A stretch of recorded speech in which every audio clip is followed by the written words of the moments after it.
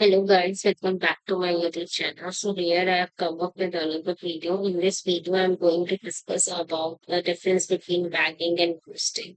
So these both are ensemble measures and they're two things clear. मतलब basically ensemble motion क्या होता है हम जब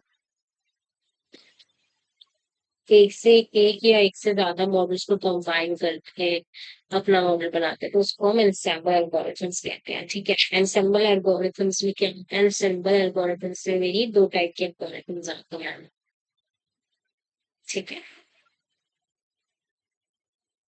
एंसेंबल एल्गोरिथम्स में दो टाइप के एल्गोरिथम्स आते हैं।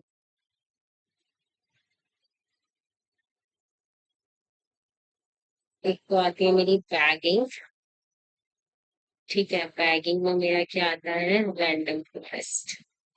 क्या आता है, रैंडम फॉरेस्ट। दूसरी मेरी आती है बूस्टिंग apparatus। उसमें मेरी और भी अलग अलग apparatus आते हैं जैसे कि एडा बूस्ट, रिमोट दिए तुम, एडा boost,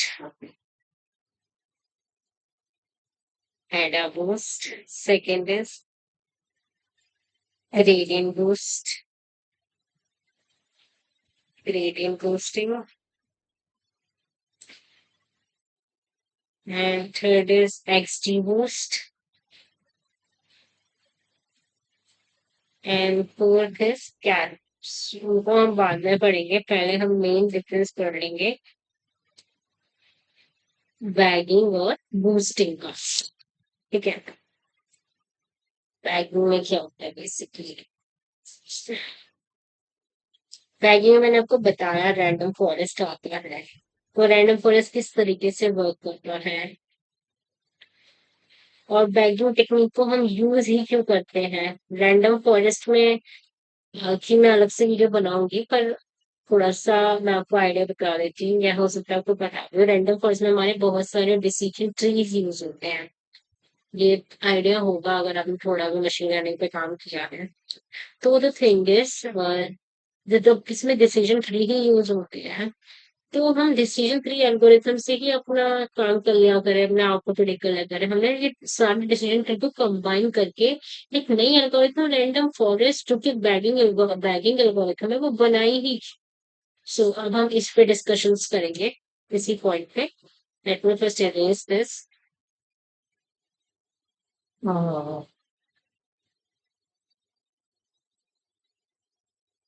But this erasing task is very bad. It takes a lot of time. It wastes a body time. Absolutely.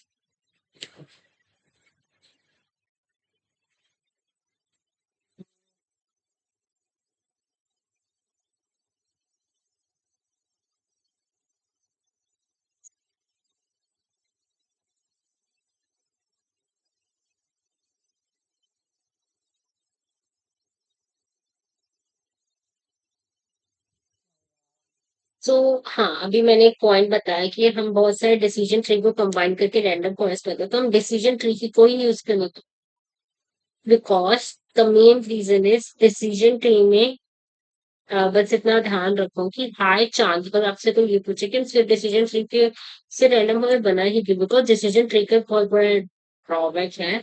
Because उसमें बहुत ज्यादा high chance of over fitting होती है। क्या होते हैं, ओवर फिटिंग के चांसेस ज्यादा होते हैं, मतलब ओवर फिटिंग का चांसेस ज्यादा होते हैं, मतलब उसका वेरियंस हाई रहता होगा, मतलब टेस्ट डेटा में बहुत ज्यादा एरर देता होगा। सो ये चीज, ये पॉइंट याद रखना है, एक ड्रॉबैक ऑफ,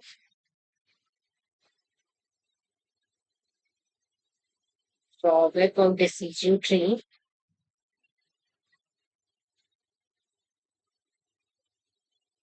हाय हाय, मैं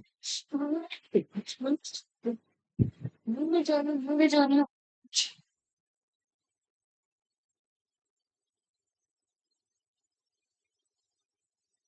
Drawback of decision tree, it has high chances of over fitting, और हमने ओवर फिटिंग अंडर फिटिंग की वीडियो पढ़ी, मैंने बनाई हुई है अभी इस चैनल पे।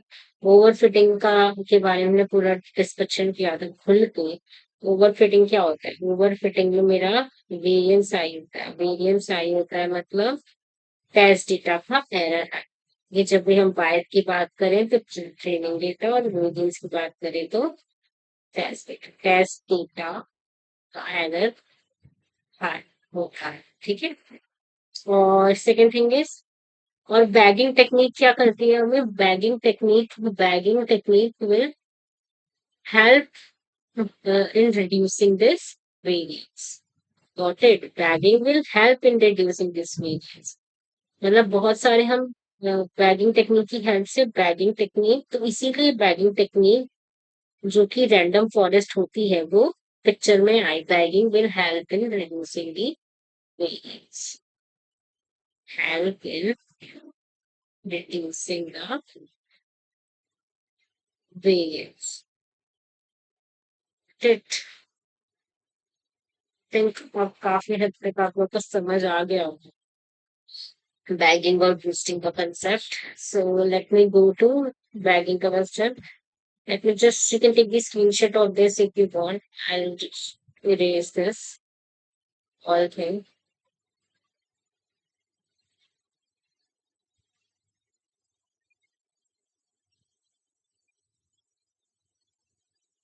तो अब हम देखेंगे बैगिंग यानी कि रैंडम फॉरेस्ट की वर्किंग को। इसके बाद हम देखेंगे बूस्टिंग में क्या होता है। सो literally now and these things will cover up this video, because here I'm going to show you the difference between bagging and boosting. And it is also a very, very important interview question, guys.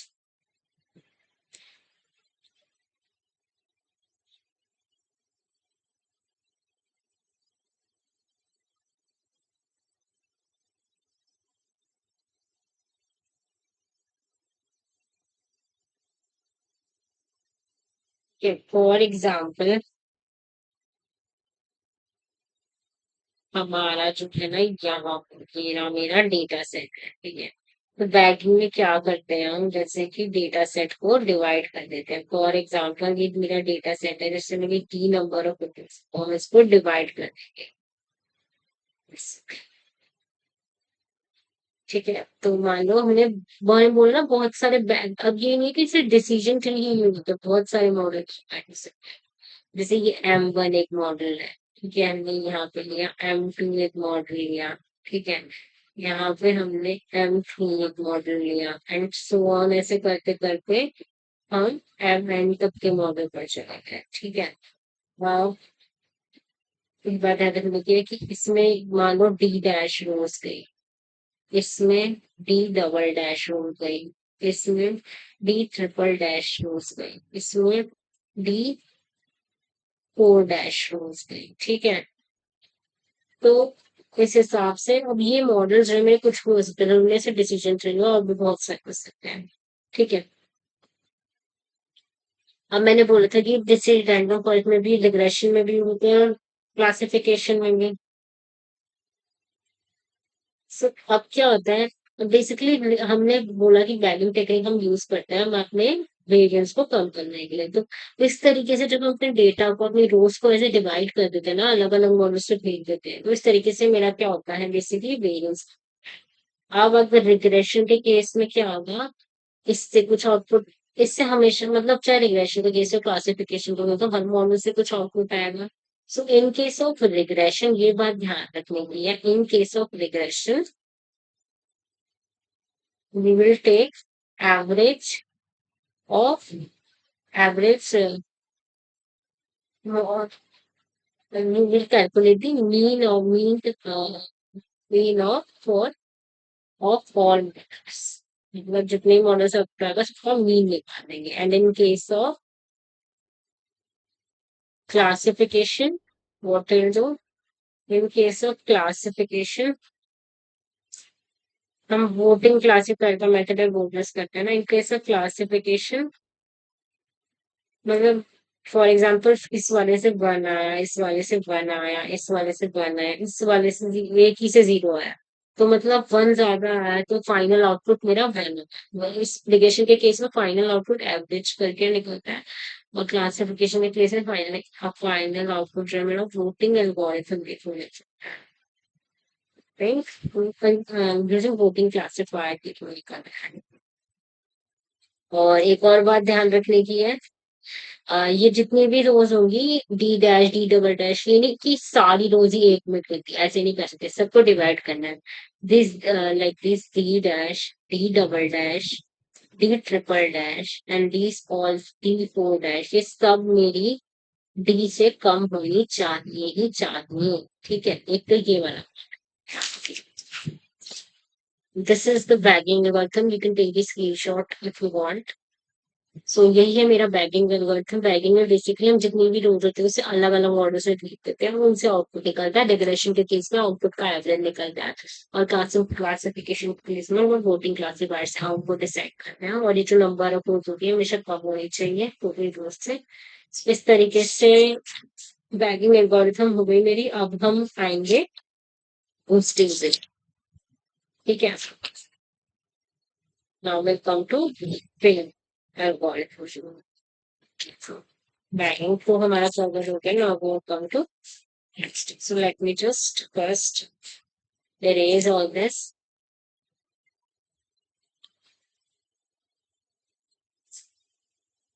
Erase all this first.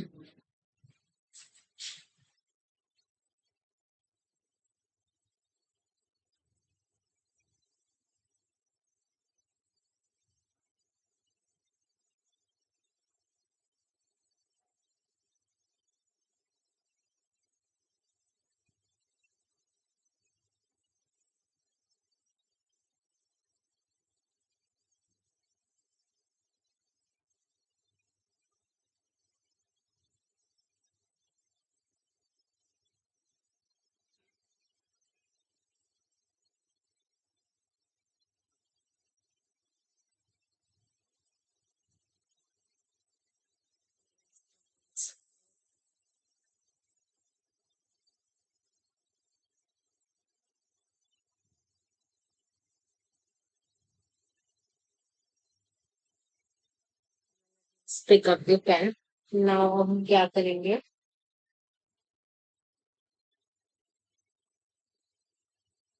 और उसमें हम boosting पे आते हैं। Boosting में क्या होता है बेसिकली ना,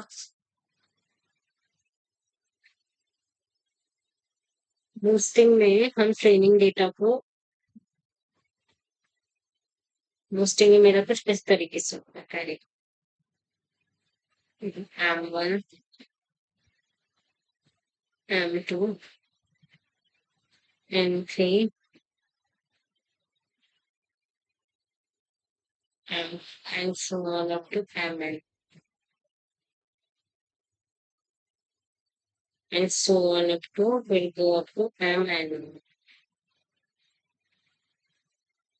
ठीक है, अब हमने इसमें क्या हुआ, बूस्ट मतलब बैगिंग में क्या होता है हम डेटा को डिवाइड कर देते हैं। बूस्टिंग में क्या होता है सारा डेटा मैंने इसको दिया, इससे जो भी मेरा रॉन्गली प्रिडिक्टेड आउटपुट आया ना, रॉन्गली प्रिडिक्टेड आउटपुट आया, सिर्फ रॉन्गली प्रिडिक्टेड वाले, अब हम इसको भेजेंगे। इससे भी मान लो कुछ रॉन्गली प्रिडिक्टेड आया बट अब थोड़ा कम हो गया होगा, तो हम उससे आगे वाले को भेजेंगे। इस तरीके से मतलब मेरा प्रोसेस जो है वो चलता रहेगा। और बूस्टिंग एल्गोरिथम का एक और नाम है weak learners. Weak, why weak learners? Because हर एक मॉडल से कुछ गलत आ रहा है, यानी कि मॉडल वीक है ना, बट कंबाइंडली ये क्या बनाता है, एक स्ट्रॉन्ग बनाता है। So strong. तो बैगिंग और बूस्टिंग में यही डिफरेंस है। बैगिंग में हम सारा डेटा डेटा डिवाइड कर करके भेजते हैं रोज को, बूस्टिंग में सारा एक को भेज देते हैं, फिर वो कुछ रॉन्ग प्रेडिक्ट करता है, फिर दूसरे मॉडल को भेजते हैं। इस तरीके से चलता है और ये मॉडल भी डिफरेंट हो सकता है, जरूरी नहीं है कि डिसीजन ट्री हो या रिसीव रिग्रेशन हो, ये भी डिफरेंस हो सकते हैं, डिफरेंट हो सकते हैं। So that is all for today guys. This is the difference between bagging and boosting. Now we meet in another session with another video. Until then, goodbye. And please do hit the like button. Please share the video as much as possible. And please do subscribe to my channel. Thanks.